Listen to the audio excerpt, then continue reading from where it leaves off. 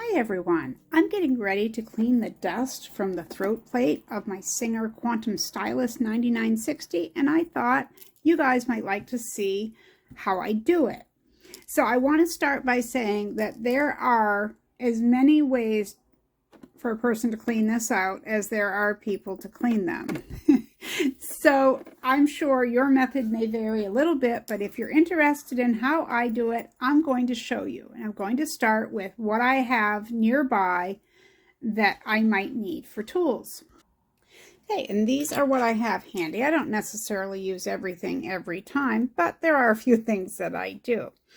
Now this is a short screwdriver, as you can see. It's a flathead, and it has a little divot here in the end. And it's great because when you are taking it on or off, you can place your finger there to hold it steady and turn it. Best screwdriver ever for cleaning your sewing machine. I keep a couple of soft bristled paintbrushes, tweezers for grabbing thread or lint, and this is a plastic straw cleaner. Okay, I've had it, I can't even tell you how many years I've been using it. Sometimes, not all the time, to clean my sewing machine. But besides the screwdriver, this is probably my favorite tool. And the reason you see a washcloth is it's barely damp. You can't wring any water out of it. It's just barely damp. So you take your Q-tips, and I use a few of those when I'm cleaning, but that's all I'm doing. I'm just adding just a touch of moisture to that. So let's go get this started. First things first, you want to remove your screws. And normally I would have my machine shut off, but I needed the light down here to show you guys. But yes, you should power your machine off. And then place your screws on a piece of fabric so they won't roll. You don't want to lose those. I have lost them before and had to borrow them from another machine while I ordered some.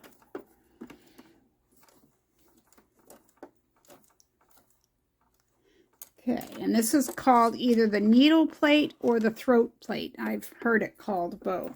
But just pop that up out of there. You're going to want to lift your presser foot or take it off if the machine really wants. Looks like that was jumping ship. I'm going to zoom in so you can see. The first thing I want to say is I just cleaned this, I think a little over a week ago. So it will depend on how much sewing you've done with how dirty it is. All right. But if your machine starts to not stitch correctly, oh, see, there's some thread. Just pieces of thread that get stuck in there from using the automatic cutter. It can definitely get down in there. All right, so I clean like that what's visible, and then I take my dampened Q-tip and I just twirl it. Just roll it around in these areas, anywhere where you can fit it, and I bet you're going to come up with some dust. See? All right, but like I said, mine isn't bad compared to what it was last week, but I'll definitely need more than one Q-tip. And if you want to try the brush, where the brush comes in handy is cleaning here. See, you can see this. I'm going out of order here, and I guess I should have showed you in order, but generally you do this first, but since I'm going back through with a Q-tip, I really don't mind. This just loosens everything that you need to grab. Okay, and I'm going to dampen a second cotton swab. Move my camera back a little bit. I'll clean up all the loose stuff that I might have done with that. And now comes a really important part, and that is your bobbin. All right, so the first thing I do is twirl this through here, wiping off, but we're going to pop that out of there. But before we do, I want you to take notice of how it's put together. Now on mine, there's a little arrow, I guess you'd call it. I doubt if you can see it because it's so dark. But if you have a machine, you're going to see it. Just remember where that is. Pull this out and just take the dust off the back of it. And then there's where all the dust on my machine accumulates. Do you see that? Now, I've had it be worse, I am embarrassed to say, but look at that dust, huh? So we're going to get that out of there. And going to dampen one more.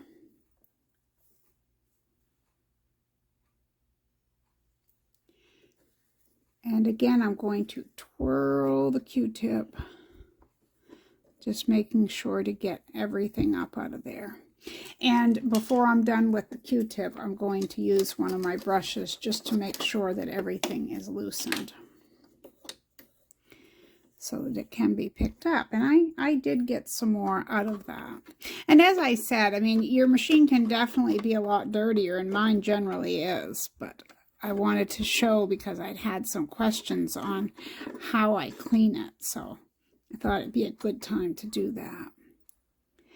And I do have this, what is actually a straw cleaner for reusable drinking straws, and that's good to get in weird shaped places here because it will kind of turn and bend around. So if you feel like you have dust down in an area that one of your other tools won't reach, so that will reach way down in.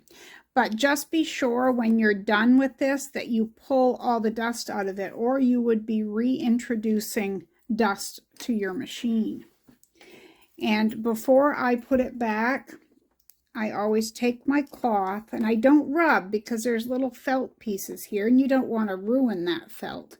But you definitely want to clean the plastic. But by no means, you don't want this to be wet. You never ever want to introduce moisture to your sewing machine. Just like with the canned air, that can be dangerous because it introduces moisture. All right, so what I did to get that in there is I barely wiggled my hand crank on the right side of my machine, and that just kind of snapped down in there, right? So we're going to take our throat plate next, and we're going to dust that off. You could use a Q-tip, but I just simply use one of my little paint brushes. Feeling artistic today? Okay, so then we're going to place this back and put our screws back on. And sometimes these can be tricky. I tend to just let them sit so they're straight, and I take my fingers like this, or you can twirl like this. You can tighten them up in a moment once you have them placed. But see, just like I just said, sometimes they don't want to go right where you want them to be as far as straight. And of course, that's a good time for it to happen because I'm showing you guys that it doesn't always work out as easily as the first one did. All right, there we go. And I twirl that until it's a little bit tight. And then you don't really need to tighten these like so hard that you can't turn it. But when you meet resistance, just stop. They don't need to be welded on there. And that is how you clean the dust from underneath the throat plate of your machine. So again, mine is a Singer Quantum Stylist 9960, as you see. But most sewing machines look just about the same underneath there. So make sure that you're giving your machine some tender loving care every once in a while. If you're sewing with fleece or a lot of, that high loft cotton battings and polyester battings, any of that stuff really gets down in there. And then you can start skipping stitches, or just your stitching isn't quite right. So once you have an issue with your stitching, the first thing I always check is to rethread my machine, both the top thread and the bobbin thread. But if that doesn't work out, clean your machine, and I bet it will make a world of difference. So thanks for being here with me, hanging out with me while I cleaned all the little dust bunnies from my machine. And I'll see you next time right here at Marie's Scrappy Creations. And remember, be kind out there. The world needs more of that. Go clean your machine.